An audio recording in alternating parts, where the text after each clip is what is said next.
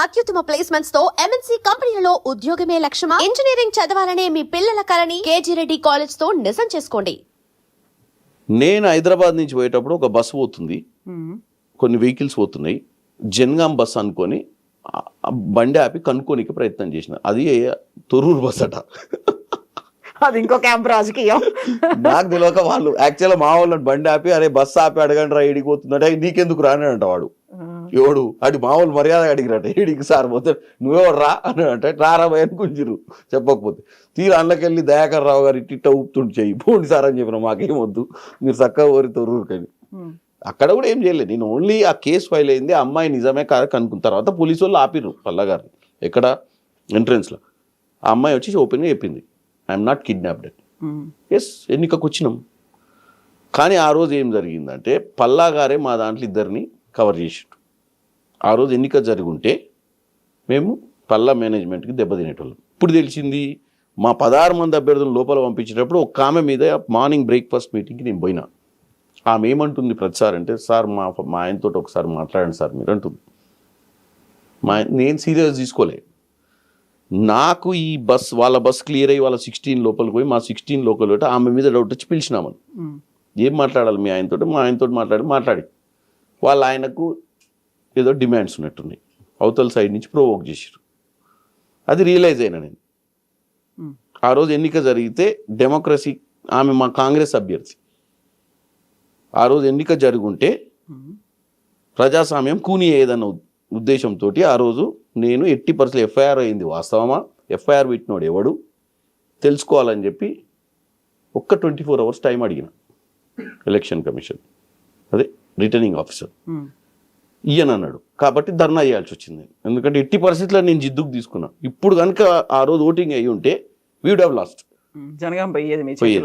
But I don't want at any cost. అందుకే నేను sir 24 hours ఇస్తే నష్టం ఏంది? మేము 16 మంది నేల మీద కూర్చున్నాం కదా, 16 మంది అక్కడ కూర్చున్నారు, 16 మంది నేల మీద కూర్చున్నాం. మా 16 మందిని దృష్టిలో పెట్టుకోండి. 50% కింద ఉన్నాం. ఈ 50% ఏం అడుగుతున్నాం మేము? ఎన్నికను 24 hours ఆపండి. 24 hours ఏం జరుగుద్ది? ఏం జరగదుగా. ఏమైనా జరగవచ్చు కదా, ఎవరైనా ఏం జరిగింది? మా అభ్యర్థులను మేము బతలాడుకొని మా దాంట్లో మేము ఓటేయించుకున్నాము. ఏం జరిగింది? వాళ్ళ అభ్యర్థులను ఎవరిని ముట్టుకోలేము. కాకుండా ఇప్పుడు బీఆర్ఎస్ చెప్తుంది కూడా అదే కదా, ప్రజాస్వామ్యబద్ధంగా జరగలేదు, ప్రజాస్వామ్యాన్ని కాపాడడానికి ఒక పార్లమెంట్ సభ్యుడే నేల మీద కూర్చున్నప్పుడు నేనేమంటున్నా, నా 16 ఆ రోజే టాస్ అయ్యేది కదా, టాస్కే కదా నేను పోయింది. అంటే లక్కీ డిప్కే కదా పోయింది. అవును, ఆ లక్కీ డిప్ లో కూడా ఈ మధ్యన వీడియోలు బాగా కనిపిస్తున్నాయి. కాంగ్రెస్ వాళ్ళకి లావుగా చిట్టి పెట్టిండ్రు, బీఆర్ఎస్ వాళ్ళకి సన్న చిట్టీలు పెట్టిండ్రు కదా. నేను పల్లరాయి స్టేడియం ఎంత ముదురో తెలుసు కదా మీకు. ఇద్దరం కలిసి మీరు ఒకసారి వీడియో ఇద్దరం కలిసి నిలబడ్డాం, ఒక్కొక్క స్లిప్ చూపించిన ఫోల్డ్ చేసిరు, ఒక్కొక్క స్లిప్ చూపించి ఫోల్డ్ చేసి బాక్స్లో వేసారు.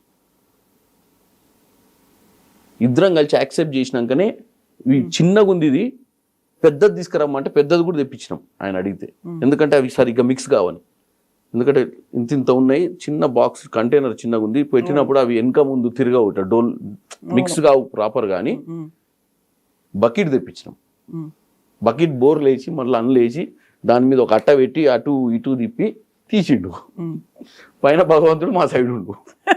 కాకపోతే ఈ వీడియోలు కనిపిస్తున్నాయి, సోషల్ మీడియాలో తిరుగుతున్నాయి, కరెక్ట్ కాదా? బీఆర్ఎస్ పార్టీకి ఉన్న ఆస్తే సోషల్ మీడియా ఏమీ లేదు వాళ్ళకు ఉంది ఓన్లీ సోషల్ మీడియా. ట్విట్టర్ మీద కేటీఆర్, హరీష్ రావు ఈ రాతలు ఏది ఉత్తరాలు కాకి ఉత్తరాలు రాసినట్టు రాసుడు, ప్రజల్ని తప్పుదో పట్టిస్తారు. మీరు ఒకటే చెప్పండి, కేసీఆర్ అనే వ్యక్తి 23 ఎన్నికల తర్వాత, 24 ఎన్నికల తర్వాత 26 ఎన్నికలే సింబల్. మధ్యన జరిగినటువంటి జూబ్లీస్ ఎన్నికలు కానీ, మధ్యన కంటోన్మెంట్ కానీ, గ్రామ పంచాయతీ కానీ మనం వర్డిక్ట్ కింద తీసుకోవద్దు, మ్యాండేట్ కింద తీసుకోవద్దు. ఎందుకు తీసుకోవద్దు అంటే సింబల్ ఉండదు గ్రామ పంచాయతీలో. ఆ 2 బై ఎలక్షన్లు consistent to this one single assembly.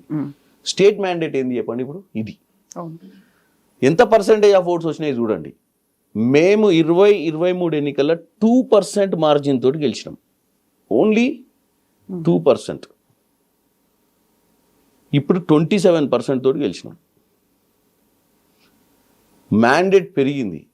KCR ఏమంటుండు, ఫామ్ హౌస్లో కూర్చొని ఓ రోజు బయటకు వచ్చి ఏమన్నాడు, తెలంగాణ ప్రజలు విపరీతంగా బాధపడుతురట. ఉమ్, ఎంత తప్పు చేసినాం బాపు కోటే కానీ అవును. అని నిన్న నేను సామెత చెప్పిన. కృష్ణశాస్త్రి ఒక కవి, ఉమ్, కృష్ణశాస్త్రి ప్రజాకవి. అంటే కృష్ణశాస్త్రి సోకాల్డ్ ఈ హిమ్సెల్ఫ్ పోర్ట్రేడ్ యాజ్ ప్రజా సమస్యల మీద కవిని అని. ఉమ్, కానీ ఆయన కవి ప్రజా సమస్యల మీద, ఆయన సమస్యల మీద ప్రజల సమస్యలు అనుకొని అవే కవిత్వాన్ని రాసి ప్రజలు ఇట్లా ఫీల్ అవుతారు అని చెప్పినటువంటి వ్యక్తి కృష్ణశాస్త్రి. ఉమ్, కృష్ణశాస్త్రి సొంత సమస్యలను ప్రజా సమస్యలు అనుకోడు, ఈయన ఫీల్ అయ్యేదల్లా ప్రజలు ఫీల్ అవుతారు అనుకోడు. ఇంకో కవి ఉన్నాడు శ్రీశ్రీ, వాస్తవంగా ప్రజల్లో ఉన్న ఇబ్బందులను తీసుకొచ్చి కవిత్వం రాసి చైతన్యవంతుల్ని చేసిండు. ఈయన కృష్ణశాస్త్రి లాంటోడు. ఈయన ఫామ్ హౌస్లో ఈయన ఫీల్ అయ్యేది ప్రజలు కూడా అట్లా ఫీల్ అవుతారు అని ఈయన ఇమాజినేషన్ అది. ప్రజలు పాపం అన్నం తింటురో లేదో నాకు ఓటేయక, ప్రజలు 3 పూటలు బతుకుతారు, ప్రజలు బట్టలు కట్టుకుంటారో లేదో, ప్రజల పిల్లలు చదువుకుంటారో లేదో, రాష్ట్రం ఎటుపోతుంది, ఎందుకంటే బయటకు వస్తలేడు కదా, అంతర్మదనం పడుతుండు ఎట్టోడిపోయినా అని తెలియక. ఆ ఫ్యాన్ చూసుకుంటా వంటుండు రోజు, దాంట్లోనే అన్ని చక్రాలు తిరుగుతున్నాయి ఆయనకు. జనం ఏమనుకుంటారు అదేమనుకుంటారు అని చెప్పి బయటకు వచ్చి జనం అంతా బాధపడుతున్నట్టు. ఆయన జనాన్ని కలిసింది లేదు, అసెంబ్లీకి వచ్చింది లేదు, జనం మధ్యన పోయింది లేదు, జన సమస్యలు తెలుసుకుంది లేదు, ఎవడు ఎట్లా బతుకుతో చూసింది లేదు. యాక్చువల్గా ఆయనంతలో ఆయన జైలు నిర్బంధం చేసుకుంటు, ఓటమి తర్వాత శిక్షించుకుంటు. నా 10 ఏళ్ళ అధికారంలో నేను ఏమేమి చేసినా రివీల్ చేసుకొని కుంగిపోతున్నాను. బ్రహ్మాండంగా నన్ను అసలు ముఖ్యమంత్రి చేసిరు కదా, మంత్రి పదవి అని చంద్రబాబు నాయుడు దగ్గర నుంచి వచ్చి ఏదో మాయమాటలు చెప్తే నాకు ముఖ్యమంత్రి పొజిషన్ ఇచ్చిర్రు. చక్కగా చేసుకుంటే అయిపోయేది. ఈ పోరాగాలను అమెరికాలో ఉంచితేనే అయిపోయేది. ఈ అవలాగాలను తెచ్చుకున్నా ఏమన్నా మొత్తమే నా రాజకీయంగానే దెబ్బతీసిరు వీళ్ళు చేసిన దోపిడికి. Actual KCR compare to KTR, Harish Rao, వాళ్ళ కుటుంబ సభ్యుల సంతోష్ రావు, ఉమ్, వీళ్ళందరు, కవిత, వీళ్ళందరికంటే KCR is far better leader. అవునా, ఎందుకట్లా? అంటే కరప్షన్ అంత ఎత్తున చేయాలనుకోరు, రాజకీయాల కోసం కరప్షన్ చేయాలనుకుంటారు కానీ ఉమ్, వీళ్ళు మొత్తం దాచుకుందామన్న ఆలోచనలు వీళ్ళు. మీరు ఒక్కటే గుర్తుపెట్టుకోండి, చంద్రబాబు నాయుడు మన జనరేషన్ల లీడర్, చంద్రబాబు నాయుడు, వైఎస్ రాజశేఖర్ రెడ్డి, కేసీఆర్, అంతకుముందు ఉన్న లీడర్లకైతే అసలే లేదు. ఎన్టీ రామారావు, నేదురుమల్లి జనార్దన్ రెడ్డి, కోట్ల విజయభాస్కర్ రెడ్డి, అసలు వాళ్ళే తలుచుకుంటే ఈ భూములు ఏముందండి, ఈ కోకాపేట ఏంది, ఈ హైటెక్ సిటీ ఏంది, మొత్తం ఆర్డీఓలను ఎంఆర్ఓలను పిలిచి మొత్తం రాయించుకుందరు కదా, రే గేట్లు కట్టుర్రా పోయాను. అప్పుడు ఆ రోజుల్లో ఏముండే, ఎవరికి చదవచ్చు, ఎవరికి తెలుసు రెవెన్యూ అంటే. బట్ రేవంత్ రెడ్డికి రియల్ ఎస్టేట్ మొత్తం తెలుసు అనేదే కదా. రేవంత్ రెడ్డి అనే వ్యక్తి రియల్ ఎస్టేట్ మొత్తం ఎందుకు తెలుసు అంటే, రేవంత్ రెడ్డి అనే వ్యక్తికి ఫ్యామిలీ బ్యాక్గ్రౌండ్ ఏం లేదు. ఆయన చేసుకున్న చిన్న సన్నగా హైదరాబాద్ వచ్చి, వనపర్తి నుంచి హైదరాబాద్ వచ్చి చిన్న స్థాయిగా జూబ్లీస్లో ఒక మెంబర్ అయ్యి చిన్న స్థాయి నుంచి వచ్చినప్పుడు ఏం వ్యాపారం చేస్తారు, రియల్ ఎస్టేట్ వ్యాపారమే చేసిండు ఆయన. రేవంత్ రెడ్డికి ఉన్న అడ్వాంటేజ్ ఏంటంటే ప్రపంచంలో అన్ని వెరైటీస్ చూసి వచ్చిండు. దొంగలు, లంగలు అందరితో ట్రావెల్ చేసుకుంటూ వచ్చి చూసిండు. కాబట్టి ఆయన గవర్నెన్స్ ఈజీ అవుతుంది. ఇప్పుడు ఈజీ గుర్తుపట్టగలుగుతుండు ఎక్కడి నుంచి ఎవరు వస్తుండ్రు, ఏం చేయగలుగుతున్నారు. ఎందుకు అంత ఫాస్ట్గా, ఇంత largest democratic party in the world is Congress party. 543 స్థానాలల్లో పోస్ట్ ఇండిపెండెన్స్లో ఫైట్ చేసేటువంటి పార్టీ కాంగ్రెస్ పార్టీలా 2017లో వచ్చిన తర్వాత 2023 కల్లా ముఖ్యమంత్రి కాగలిగిందంటే ఫోకస్డ్ కదా. He understands politics far better than any other leader.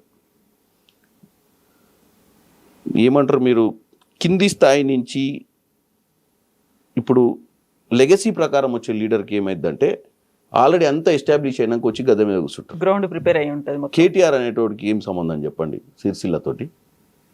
ఎప్పుడన్నా సిరిసిల్లలో జెండా కట్టిండా? ఎప్పుడన్నా సిరిసిల్ల ఉద్యమంలో ఉండా? మహేందర్ రెడ్డి సిరిసిల్లాల కేసీఆర్కి కుడి భుజం లెక్క ఉండి ఉద్యమంలో పాల్గొన్న వ్యక్తి.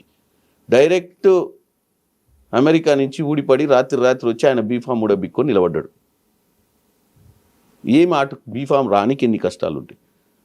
ఇదే రేవంత్ రెడ్డి గారు కూడా 2004లో బీఫామ్ అడిగిండు, ఎక్కడి నుంచి, కల్వకుర్తి నుంచి. ఎందుకు లేదు? అదే కేసీఆర్ని అడిగిండు. అప్పుడు అలయన్స్ ఉండే, కాంగ్రెస్ అలయన్స్. జయపాల్ రెడ్డి ఒప్పుకోలే అప్పుడు, కల్వకుర్తి సీట్ ఇచ్చేదే లేదని. ఆయనకు తెలుసు ఒక బీఫామ్ రావాలంటే ఎంత కష్టంగా ఉంటుందో, ఎన్ని అడ్డంకులు ఉంటాయో సామాన్యునికి. సో రాజకీయాల experience make lot of difference. ఒక బీఫామ్ మీ ఇంటికి వచ్చుడు వేరు, ఒక బీఫామ్ కోసం మీరు 100 మంది దగ్గర పోయి బతలాడుకొని 1000 మంది కార్యకర్తలను మన్నలను పొంది బీఫామ్ తెచ్చుకోవడం అనేది డిఫరెన్స్ ఉంటుంది.